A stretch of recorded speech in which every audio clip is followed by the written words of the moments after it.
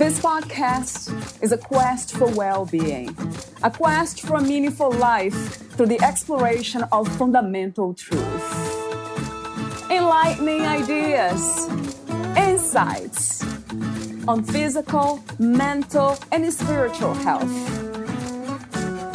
The inspiration is love. The aspiration is to awaken new ways of thinking that can lead us to a new way of being well. Welcome to Body, Mind, and Soul Healing Conversations.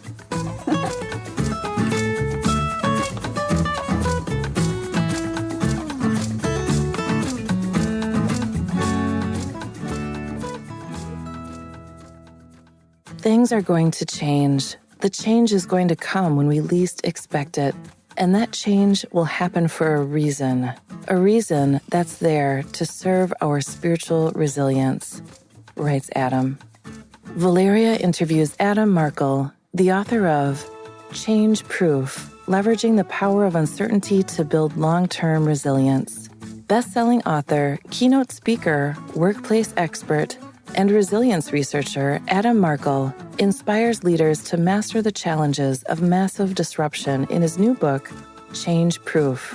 Adam is the author of the #1 Wall Street Journal, USA Today, Los Angeles Times, and Publishers Weekly bestseller, Pivot, The Art and Science of Reinventing Your Career and Life. A leading international keynote speaker, he has reached tens of thousands worldwide with his message of resilience as the competitive edge in today's complex markets. An attorney, entrepreneur, and transformational trainer, Adam is a sought-after business culture catalyst who inspires, empowers, and guides organizations and individuals to create sustainable, high-performance strategies. Adam is also the CEO of More Love Media and host of the Change Proof podcast, where he shares his insights on pivoting and resilience in today's fast-paced market and interviews experts, innovators, and influencers in the areas of business and life. Adam credits much of his success to the principles he learned during his 8 years as a Jones Beach lifeguard in New York. As a first responder in a life and death environment, he learned the importance of cultivating a high-performance capacity and impeccable teamwork. He's found that the principles of this type of culture and leadership equally apply to any business that wants to build a competitive advantage to win.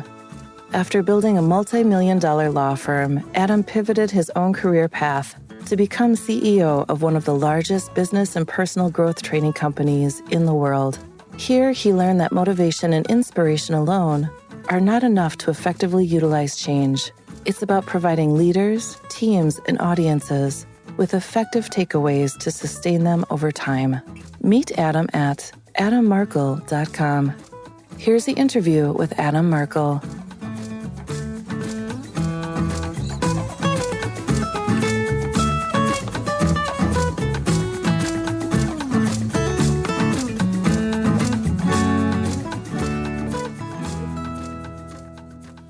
In your own words, who is Adam Markel? What a question! I'm sure that people are taken to an interesting place to answer that question when they start. I'm just checking for myself. I'm scanning on what's coming up for me. I mean, I am a unique individual, like we all are, and I am still discovering the aspects of myself that I don't understand, and many things that I'm probably still unaware of. So I have these parts of me, as I think we all do, that are just yet to be explored. And that's exciting. I think the most intriguing or something that I truly love about myself is my capacity from time to time to be childlike in my enthusiasm and in my interest in things. And I hope that never ends. I hope that I have that right up to the very the last second, whatever the last second looks like. And I don't actually believe there's a final second anyway. But at least in this body that I've been given, for this round. I hope I maintain that childlike curiosity and enthusiasm for things, and much of that is self-exploration. I love that answer. Of course, it really sounds spiritual to me, as I have said off record. You wrote the book Change Proof, leveraging the power of uncertainty to build long-term resilience. And we'll be talking a lot more about the book. But I would love to hear from you the description of spiritual resilience, because that caught my attention in one of the sections in your book, I think towards the end. Yeah, it stopped me. So I would love to hear a lot more about it. What is spiritual resilience to you, Adam? Well, in talking about resilience and being a researcher of that topic, I do quite a bit of speaking, public speaking to organizations primarily, but other groups as well, on the topic of resilience and our research on that topic. And one of the first things that I speak about is to say what resilience isn't. And we can talk about what it's not, but to answer your question, part of what it is that it's holistic. It's not one thing. It's not something that is sort of an amorphous thing that we're born with, or that some of us have and some of us don't have. It's actually in all of us, and it's something that we can build. It's something that we can grow. Resilience can be taught. It can be learned at any age, by the way, which is really remarkable as well. And among the things that resilience is made of is our thoughts. It's mental.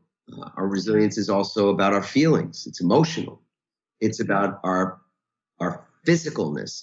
It's about how we are in our physical bodies. So it is that as well, and it is spiritual. And when I speak about it in that way, I speak about it as mental, emotional, physical, and also spiritual. And people will sometimes say, so are you talking about religion? Or are you talking about those kinds of things that we might call spirituality? And are you talking about faith? And I'm not, even though I have a great deal of faith. I've sometimes said I'm a spiritual person. I'm not religious, but I'm spiritual. And lately, I even have been more leaning into the description of who I am in that space as being someone of faith. I have a great deal of faith. I have faith in things. We can talk about that too. But spiritual resilience is about alignment. It's about how aligned we feel on the inside, how congruent we feel, how grounded we feel, where we feel that we are on purpose and where we're lacking in that feeling of purposefulness, where we feel fulfilled by who we are and what we do, and often what we do in the workplace and elsewhere. These are the things that would fall more into that category of our spiritual resilience. You mentioned alignment, so purpose. It's a challenge for most of us to kind of experience this reality with a sense of purpose and a specific purpose, because especially those who are like myself, I love being open to life and kind of letting it flow without any strong sense of solidity that I know something or that I have arrived somewhere. So I'm always open. So when it comes to purpose, like, what is your purpose now? Do you have one? Do you identify anything as a solid purpose, or it has been ever-changing? It has been ever-changing. And for a number of years, my purpose, if I've stated it as such, is to be. Just being is my purpose. But I wanna maybe answer a question that's not being asked, but I think would be important for people, which is that if we struggle with purpose, and many of us do, why is that?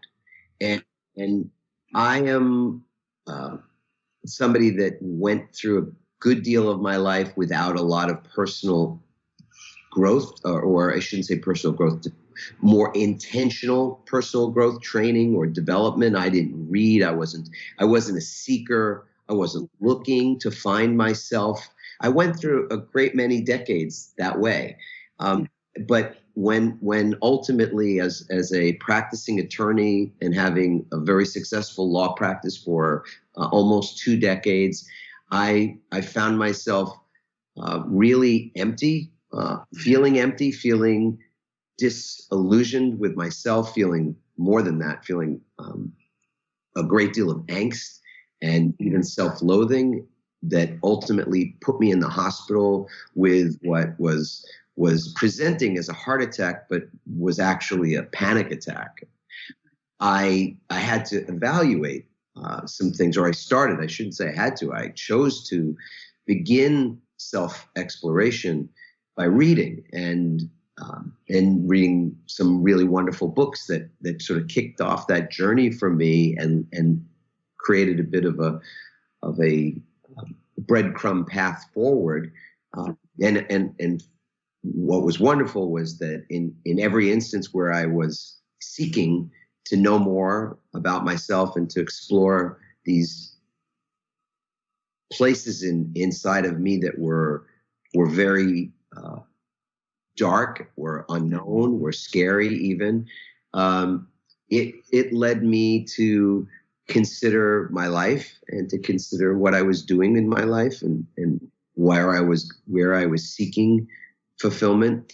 And ultimately, I pivoted out of, as I said, a very successful career as an attorney and reinvented myself. So I wrote a book in 2016 about that journey called Pivot. And that book was in essence how I chose to reinvent my purpose. And ultimately, I think in the arena of personal development or personal growth, we are sometimes told a lie, or at least the thing that is a lie isn't called out as I think it can be and maybe ought to be. And that is that not always do we find our purpose in our work. And I know it might even sound sacrilegious to some folks that are have been seeking that, have been forever, moving, pivoting, trying to find work, gainful work, a livelihood that is really very much their reason for being. It's their purpose in life. It might even be why you were born. And there are examples of people that are living those two things simultaneously together in the same endeavor. They are finding both a livelihood, a way to pay their bills, a way to succeed financially in life and monetarily, and also are tremendously fulfilled and are executing upon their purpose and feel like this is the reason that they were born in the first place. I just find that is truly the outliers. They're outside of the bell curve for most. And when we are not in that situation, we don't find ourselves in that situation, we think something's wrong. And maybe even we're taught or told by some that there's something wrong. And that is confusing. So this question of purpose, I think, is a very good one.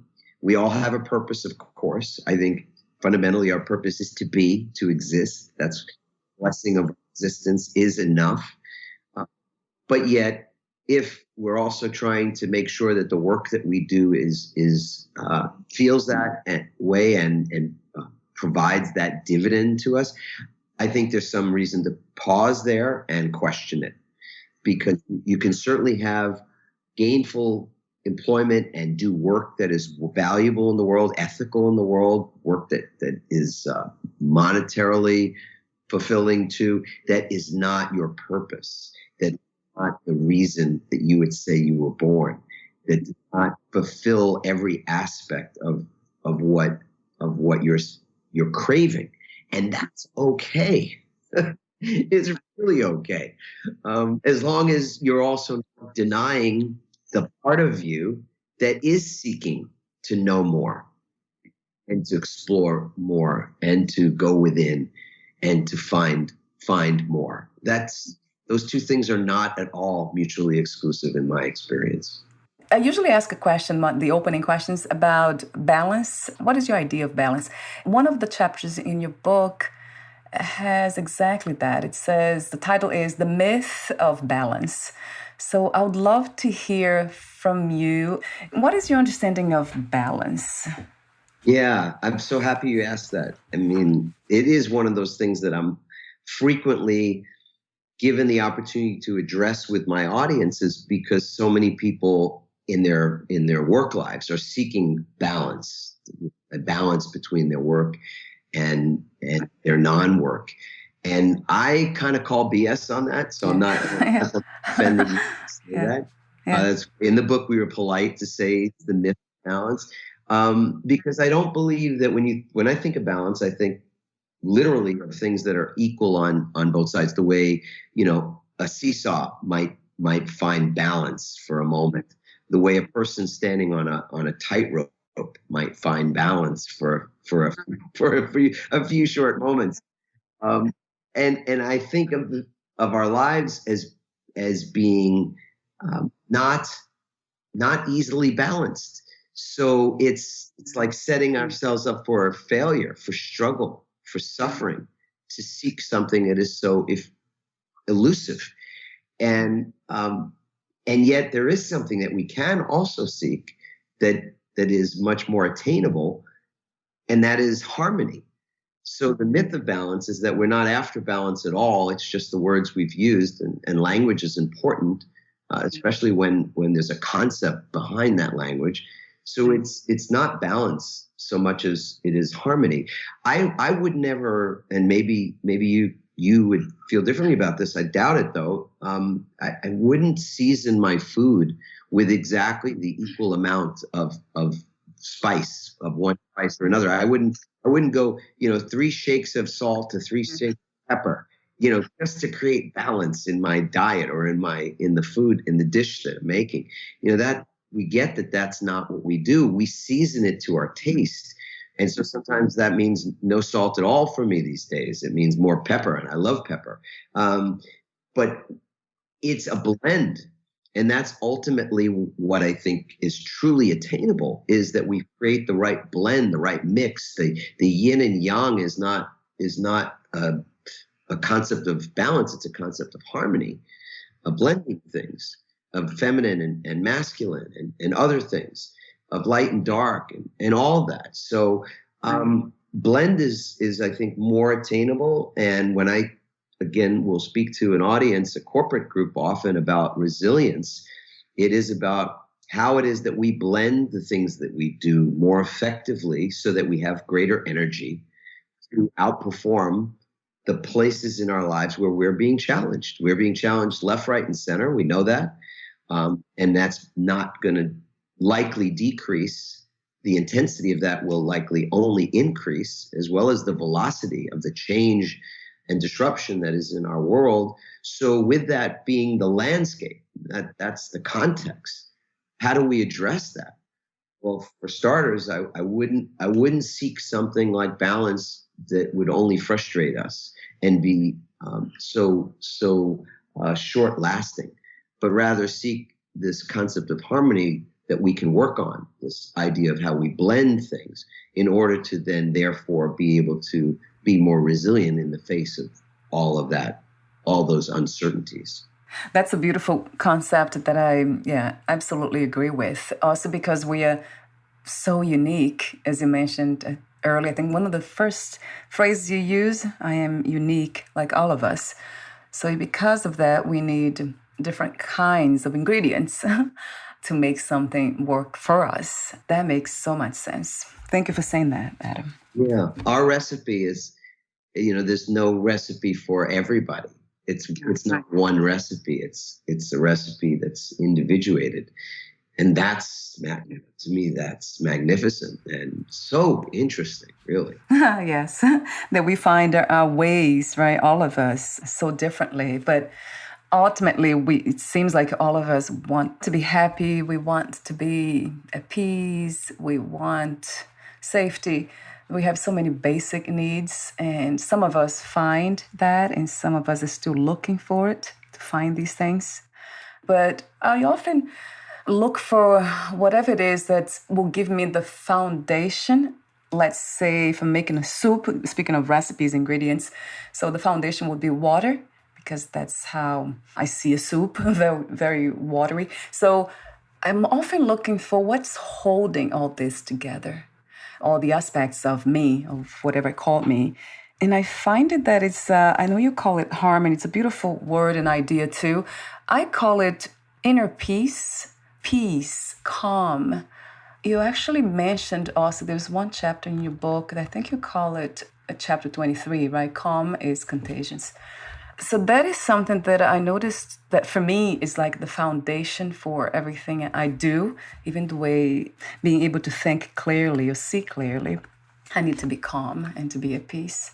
So that is the foundation ingredient for the recipe of my success, if I can call it that, in the sense of life itself, achieving what it's here to achieve, feeling grateful for being alive and being calm about everything that's happening. I start the book Change Proof with a story at the beach.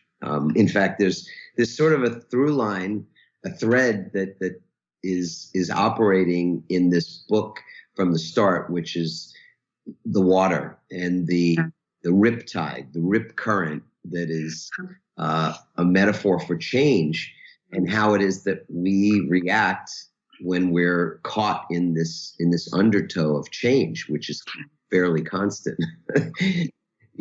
So it really is interesting, because as a lifeguard, having spent many years before I went to law school, I was exploring. I was looking for what my right livelihood would be, and I was teaching at the time, teaching middle school English, and had my summers free, and was a lifeguard at a place called Jones Beach, which was on New York's south shore of Long Island. And these were very, very rough waters. And we would get literally hundreds of thousands of people that came out, flocked to the beach on hot days in the summer. And we would make hundreds of rescues each and every day when the rip currents were really, really strong. So I start the book with the story of that, and how it is that calm is such an important element in our resilience, because it is contagious, and it's something that you could even see, like visibly. We could see from the lifeguard stand whether someone was going to respond to the change that they were experiencing, meaning they were standing in 2 feet of water, sun shining, it's a beautiful day, and the next thing you know, they're being pulled out from shore, pulled away from shore, what we used to call the suck. As lifeguards, that was the term we gave to it. And then the next thing, they're not standing, and the earth beneath them, the sand beneath them is no longer there. They're in 5 or 6 feet of water and further from shore. And now the question is, how are they responding to that? Because for so many people, they would resist it and start to try to swim against the current, which is, even for a very good swimmer, almost impossible to do in a rip current. So some of those folks would be calm and they would just float, knowing that it was sort of futile to resist it, and they would float on their back or what have you. And eventually the rip current would just sort of spit them out, and they would have a little bit further to swim back into shore, but they had maintained their calm, and their energy was there to be with them in that moment. And other people that would resist it and try to swim eventually became exhausted. And when they got exhausted, they were no longer calm. They became panicked. And as soon as we could see that was where things were headed, we were in the water already. We had our buoy, and we were swimming out to them before they were actually ready to panic. And ultimately, once the adrenaline had run its course and the lactic acid built up, and their arms and their legs were exhausted, they were dangerous, very dangerous to themselves and to anybody around them. And so we were trained to be there before that occurred, get them on a buoy, and calm, create a calm for them, knowing that they would be safe, so that we could bring them to where they could stand. And as soon as you got to that place where they could stand again, it was clockwork. They pretended they never knew you, never saw you, never met you. You know, literally hit the sand and took off. They were a little embarrassed or what have you. So it was a very interesting lesson that I learned about change very early when I was like 19 years old working at that beach. The question that comes to me is, why do some of us have this? It's almost like it's natural for some of us to display those signs of resilience, of calm. But I know you mentioned in the book the markers of resilience, that they are not actually genetic or predisposed. It's a practice. But I have seen people around me that, since they were little children, they already had some of these qualities. They were calm human beings. So that makes me wonder if, that's a question. Why do some of us are more resilient than others? It seems to me naturally. Well, there's a wonderful study called the Adverse Childhood Experiences study that many, many doctors are aware of now. It's become more well known that when children experience trauma or experience adverse experiences early in life, they do develop coping mechanisms and a way to just simply deal with the world that they have no control over. And those individuals do exhibit greater resilience than folks, believe it or not, that have not learned those coping skills through adverse experience, especially in childhood. So there is that. And we do see what markers of resilience look like. That, as an example, resilient individuals are those who can take a look at the experiences in their lives and glean some wisdom from them. They're able to look at those things and find a nugget of value in it, something that they're able to learn from, something that maybe even informs who they are at that moment in their lives. And they see that as inherently good, as inherently positive. They can reframe, in other words, some of the worst experiences of their lives, not to be Pollyanna, not to just look at things through some rose-colored glasses, but to see pragmatically how it is that those things have helped them and how it leads them to the place that they are in at that moment, and makes them who they are. And that's a good thing. So they can see that inherent good in those experiences. So that's one of the markers that we see with resilient individuals. We often will start with the question, how resilient am I? How resilient are we individually and even sometimes organizationally? And we use a very simple tool that we created. It's a proprietary tool that's quite simple as a form of assessment. It takes about 3 minutes, so it's very, very short, for people to just create a baseline for themselves to understand how resilient they are mentally, emotionally, physically, spiritually. And it's that baseline that helps us to know how much is there still for us to learn about resilience, and where specifically are we lacking in resilience. Again, we spoke briefly about spiritual resilience, but the way we see it as something holistic, it is mental, it's emotional, it's physical as well. So often people very simply can go to a URL. It's a free assessment. So we make it available to the public. They can go to rankmyresilience.com or resiliencerank.com, either or, resilience rank or rankmyresilience.com. And in the span of about 3 minutes, 16 questions, they will find themselves gaining an insight into their own level of resilience that is a baseline for understanding where it is that maybe there's a gap. Because I think ultimately our blind spots are the biggest challenges to ourselves. Like when I don't know what I should be working on, then it's the potential exists in that space for suffering and for pain. my lack of self-awareness in my 20s and 30s created instances for me of pain because I made mistakes. I made decisions that were based in part on ignorance and primarily not ignorance of the world, but just ignorance about myself. That if I had greater awareness at that time, self-awareness, I would have been able to evaluate things differently. I would have had a different mechanism for making decisions that would have probably led to a little less pain. And even then, even in that instance, I don't look back and regret or wish it was different. Not really, because I understand that it's all of that that's helped me to be where I am today and to understand things differently. And I think, again, that's one of those markers of resilience, that we don't look back at things in our lives with regret, but we see that they are inherently valuable, even if part of the value that we've gained was through pain.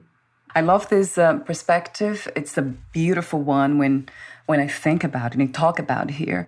And I wonder if this is going to the topic of purpose and meaning. Purpose. Are we really trying to kind of give purpose to life through those meanings, that everything has a reason, that we went through this so we would be where we are today? I often wonder if we are just making this up, or it's really what life is all about. I mean, we are great story creators. Yes, we are very good. Yeah, meaning-making machines.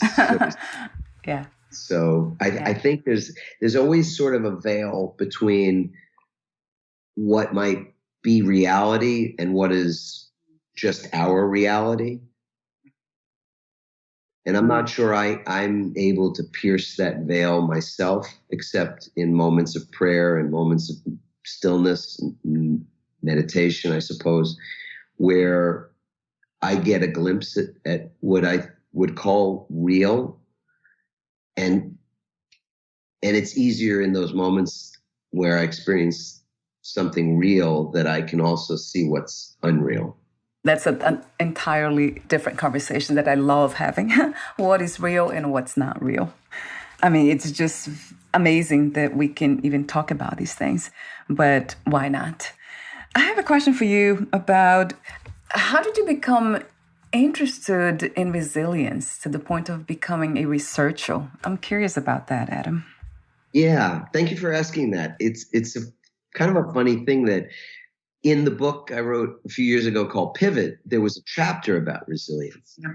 And in order to pivot in life, as I was sharing my own pivots, but also the stories of many other people who've been pivoters, serial pivoters even, whether it's been in their occupation, their profession, or other aspects of their lives, I found that resilience was the key ingredient.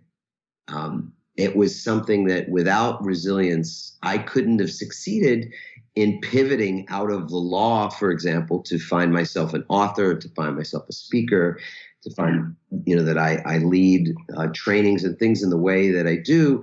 I couldn't have done that if I didn't have staying power, if there wasn't energy and an ability to fall down, learn, make mistakes, learn, move forward continually. And I use the term resilience in that book, in that chapter.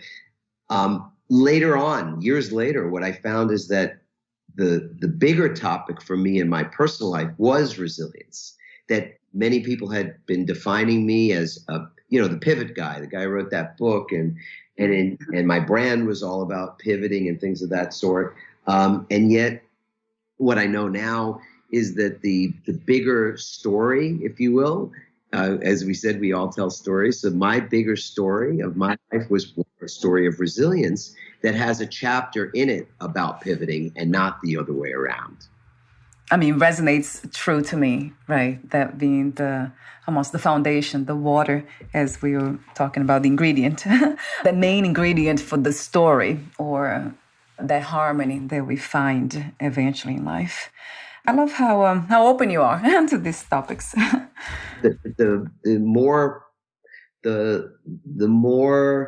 um, prevalent ingredient in all of my pivot stories and all of my abilities to, or just the blessing of having landed on my feet in different aspects of my life, has been resilience. And that's been the greater ingredient.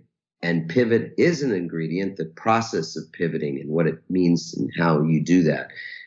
Those are lesser ingredients, but nonetheless, they're also there, and they're also very important.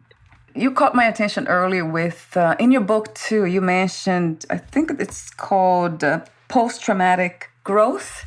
And you just talked briefly about that too, and in the research that you have done on resilience that showed that some people who have been through traumatic experiences, they become more resilient. I think it has been my case, being brought up in a very dysfunctional for sure, but very painful environment. Everything about it was just not in harmony per se. So that makes sense. Now that I'm hearing that from you, it makes so much sense that I chose, was my only, probably the brain's only survival mechanism to stay calm and try to just navigate those waters and not drown. So you made me think about that now. Yeah. Yes. It's, I became fascinated with the topic of resilience. And when I began just reading about it, doing my own personal research, I saw that so many people think of resilience as this ability to come back, to bounce back, and to endure life's everything, whatever, whether it was the trauma of growing up in an abusive family or alcoholic parent or parents, or any number of other things, abandonment. There's so many places that we experience pain, and children are particularly susceptible to it because they're vulnerable. They are in many ways powerless. They're just so dependent on other people, on adults, to take care of them. So they feel those experiences acutely. And of course, they are still developing themselves. So they haven't been fully formed. They're not fully formed from a cognitive standpoint, or from an emotional standpoint, a physical standpoint, at the point when they are traumatized. So there's no question that these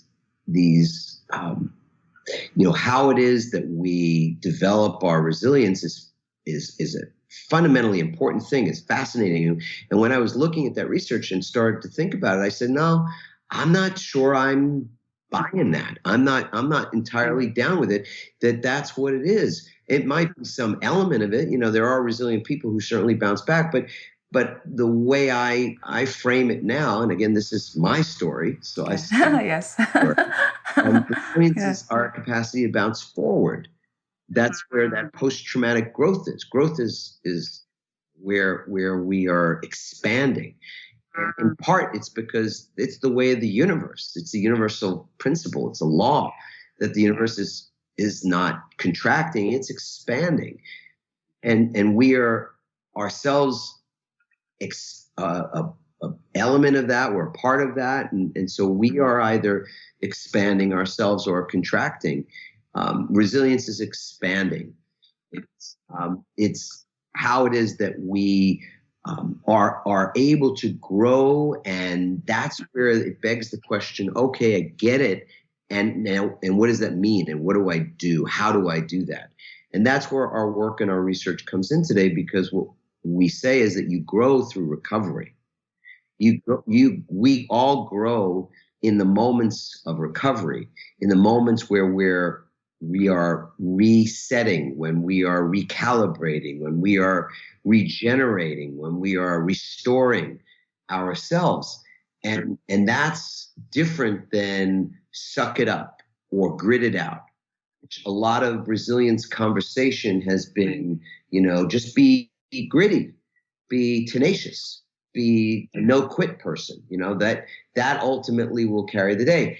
And in the midst of an seemingly unending pandemic, and it's certainly unending uncertainty, where uncertainty is the new certainty, we have to reform our definition of resilience. We have the opportunity to see that the paradigm is different now. I don't know that whole endure it all, grit it out, suck it up. I don't know that paradigm ever really worked. But let's just say, if it did work, its day is past. And what we need to understand now that to do that, to just be perpetually gritting it out, is a recipe for exhaustion. It's a recipe for burnout. And so we can't continue to perpetuate that way of doing things, because it will lead us in the wrong direction. Yeah, I love that you're associating resilience to this state of being open to life. That's truly wonderful. Thank you for doing this work. We need to hear, to be reminded even. I absolutely love that. It just resonates true, 1,000% true. Expansion, that's what life is all about. What is your idea of success these days? What is to be successful to you? Yeah, I'm always kind of chewing on that word myself, for sure. I feel like success is how we share our gifts and share share our energy with others in the world in a way that is beneficial, that net is good for people. It's like a meal. We've had a little of a theme of the ingredients and going so far, so I'll keep to that. To serve a meal that is healthy and that tastes good, that is valuable to people, that's success. My grandmother was a great one. I know both of my grandmothers, and one of them in particular, she really loved to cook, and her cooking was quite special. It was traditional. It wasn't sort of anything that you'd get like a Michelin star for or anything. But for us, she was for sure. She was a Michelin star chef, because the cooking was always just so filled with love, and it always just tasted so great. And I think that's a good example of the legacy that I would love to be leaving. Would be that people who've eaten my cooking, whether it's through the books or it's in having heard me speak or been with me in a workshop or something, that they just go, yeah, that guy's cooking, man. It was filled with love, and it was nourishing to me at a time when I needed that, craved it, wanted it. So that's how, in this moment anyway, I would define success. Yeah. We're almost at the end, but I do have lots of other notes here. Let's see. Yeah, there's something else that caught my attention. Your book was a chapter on happiness. The title is Happiness Doesn't Deliver Resilience. Usually is one of my opening questions, too, or the closing questions about happiness. Talk to me for a moment about that. Is that the same idea as success? Happiness and success are the same? Yeah, I think that we chase this thing called happiness, and it's a bit of an illusion. Similarly, with chasing balance. Like happiness is it's so fleeting. It's just I think that when we are seeking more the feeling of being peaceful in our own bodies, when we are seeking a sense of being present, like really feeling present in the moment, that is so much more than happiness. Happiness is important. Joy is important. I think joy is a better word for me than even happiness, because I can experience, I can understand how to calibrate my mind around joy more easily than to do so for happiness. Yeah. Like joy is to see my children happy, them experiencing their lives with some ease and some grace. Joy is that childlikeness that I feel bubbling up in me, that enthusiasm for life, for just looking for more, seeking more understanding. I start my day with a ritual. Very much the resilience work that I do these days is all about these rituals for recovery. How is it that we mentally, emotionally, physically, spiritually create zones of recovery? And to do that on a recurring basis throughout the day with intentionality, not leaving it to chance, is how I have crafted or architected, choreographed a day where I experience certain things, and one of those things is to feel joy. And I start my day with a simple ritual. I put my feet on the floor, like many of us do and are blessed to do. And when I do touch down my feet to start the day, the first thing I say out loud is these 4 simple words that I gave a TED Talk some years ago, where I revealed the origin of these 4 words and why I actually do start the day with them. But the words are, I love my life. Those are the 4 words. And those words, I begin the day intentionally saying them at a place for me to be present to the blessing of that moment, to be thankful, to be in a state of gratitude and thankfulness for that moment, breath, realizing when I'm conscious of that as I'm taking that breath, there are people taking their last breath at the same moment in time. So it is truly a blessing, it's truly sacred, as we said at the beginning. And that produces a feeling. It produces an experience of living that you could call happiness, that I could call happiness, or I could call joy.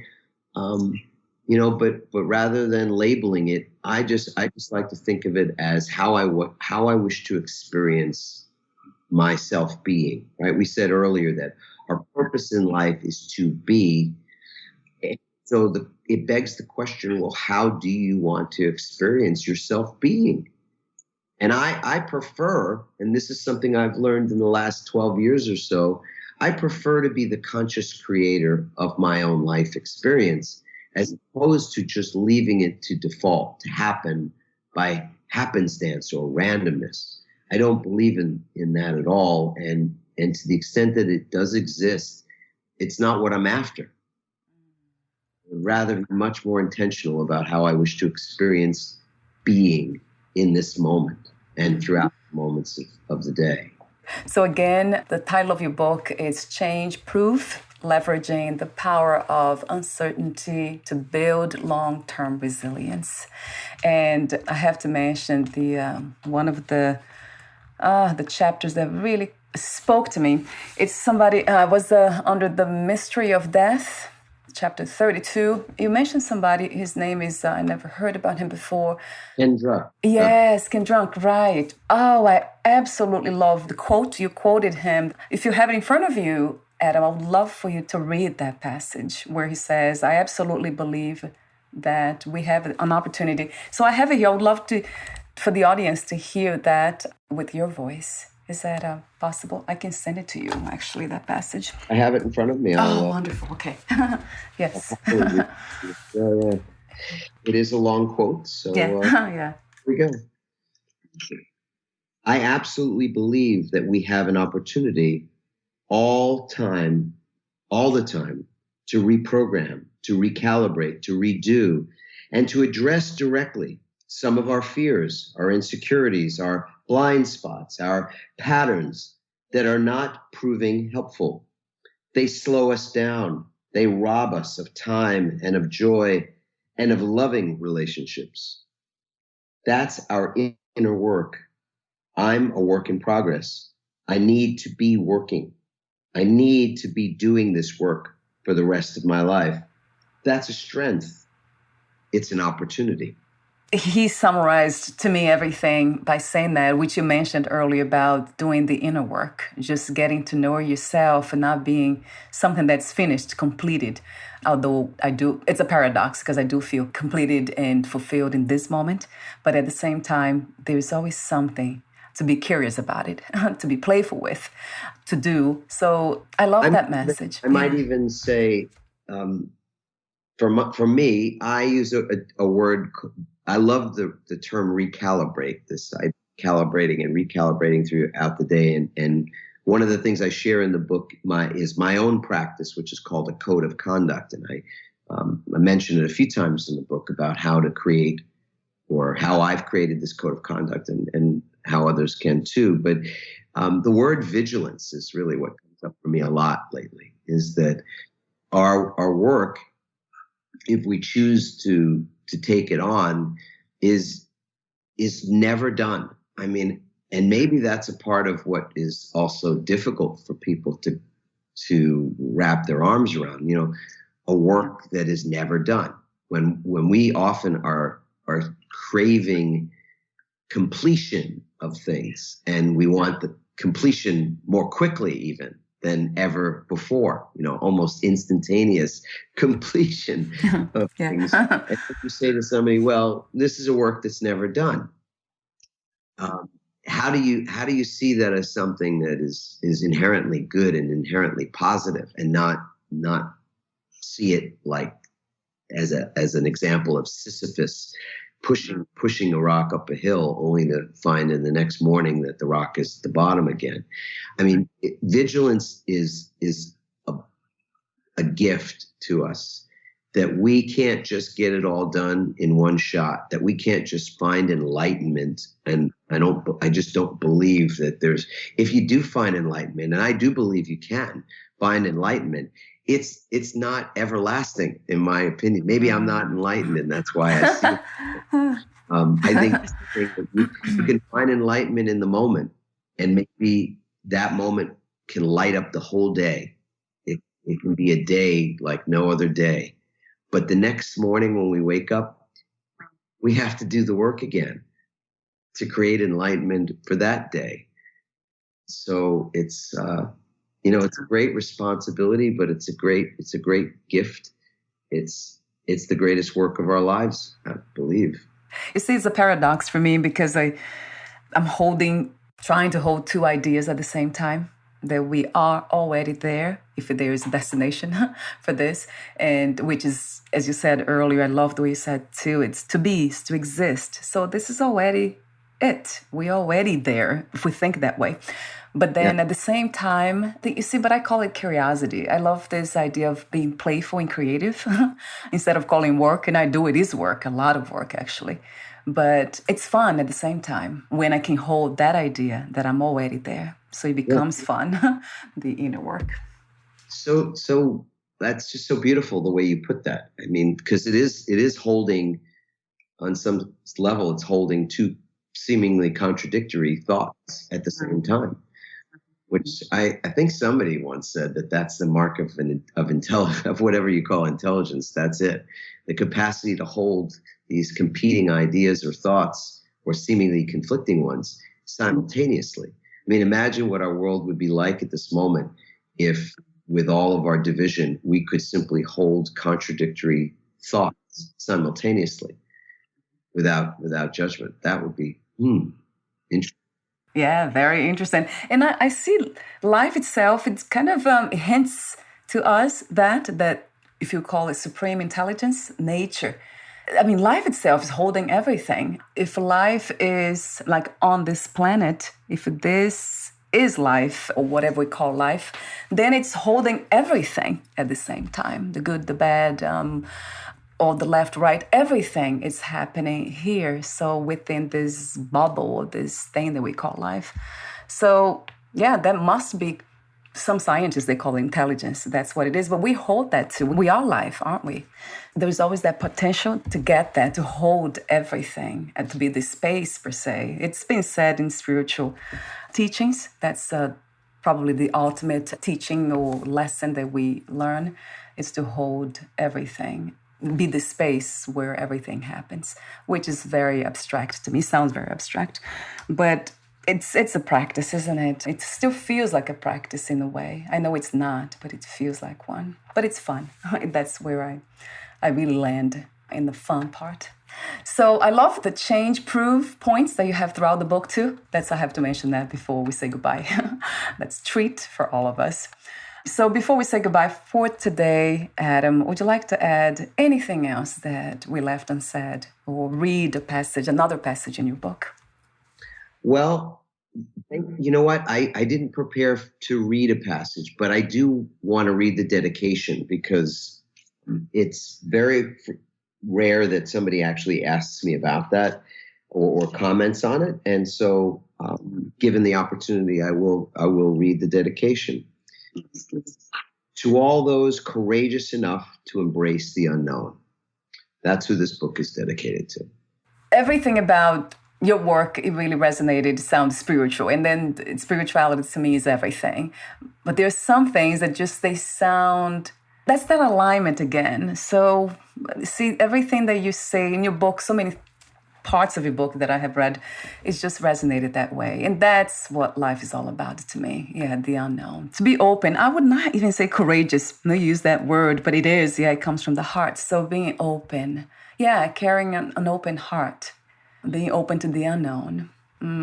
Thank you so much, Adam. You have, your work and the way you speak about these things is just incredibly insightful. And the mind stops in a way. It's almost like, oh, this is it. And then there's nowhere to go, nothing to say even. I love when I feel that way. So thank you for being so inspiring. Thank you so much for the wonderful conversation that we've had and for all the beautiful questions you've asked. Thank you for the encouragement, Adam. I love this. My sacred space, I call it. So before we say goodbye, where can we find more information about you, your books, products, services, and future projects? AdamMarkel.com is a place for people that would like to learn more about what we do in the world and might even want me to come and speak or present to their group. So that's simple. The book, you can go to changeproof.com and you can buy it on Amazon and anywhere else. But if you go to changeproof.com, you can claim these really wonderful bonuses that we created for people that are engaging in this work. So even if you buy it elsewhere, you can go back there and use the prompts to be able to access those bonus gifts for free. And if you haven't yet figured out for yourself where your gaps are, maybe in your own resilience in those 4 particular zones, you can go to rankmyresilience.com or resiliencerank.com to find out where your baseline is and where there may be some room for improvement there as well. Wonderful. I'll have those links on your podcast profile too. Thank you so much again, Adam, for your presence here today. And we'll talk soon. Bye for now. My pleasure.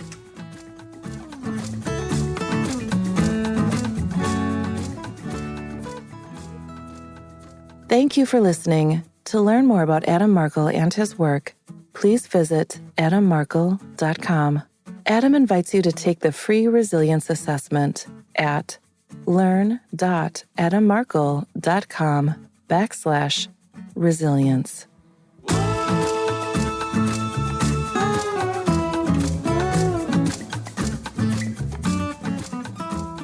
To learn more about this podcast, please visit fitforjoy.org/podcast.